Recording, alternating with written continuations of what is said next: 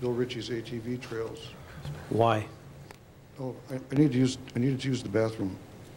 I was digging for night crawlers down south of my pond in the black dirt, and I had a need to use the bathroom. So for some reason, I walked halfway up that ridge and dug a small hole. When I was done, I scraped the dirt back in the hole, and I noticed two rocks. Two of the rocks had a notch cut in the side of them. And my first impression was, that looks like to tie up next to a stick.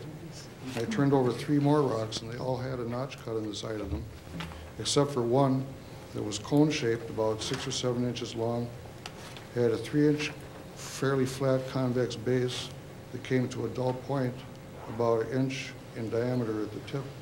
After watching Antiques Roadshow and seeing the poi pounders, I concluded that one was probably a grinding tool.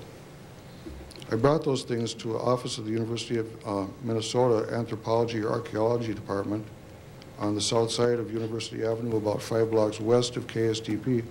They said they appeared to be real, and if they were authenticated, it would be rewriting history. So if authenticated, it would rewrite history. What did they do to follow up with this discovery?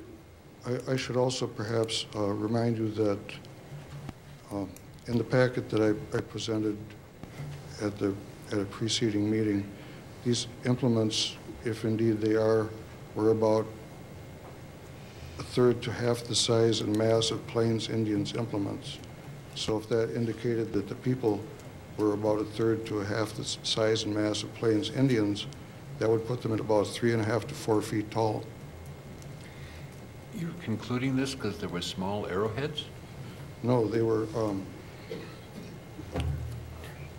well, what I thought were tomahawk or hammerheads. They're about as big as a tennis ball, but each one had a notch cut in the side of it.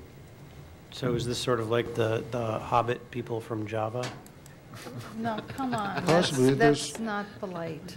Well, I mean, legitimately, if you're saying that there's evidence of a major, something from within the last few hundred years that upends what we know about the human species in this area, I'm wondering why the university, if they were giving you such a positive response, didn't rush out for groundbreaking research. Because in the case of Homo floresiensis in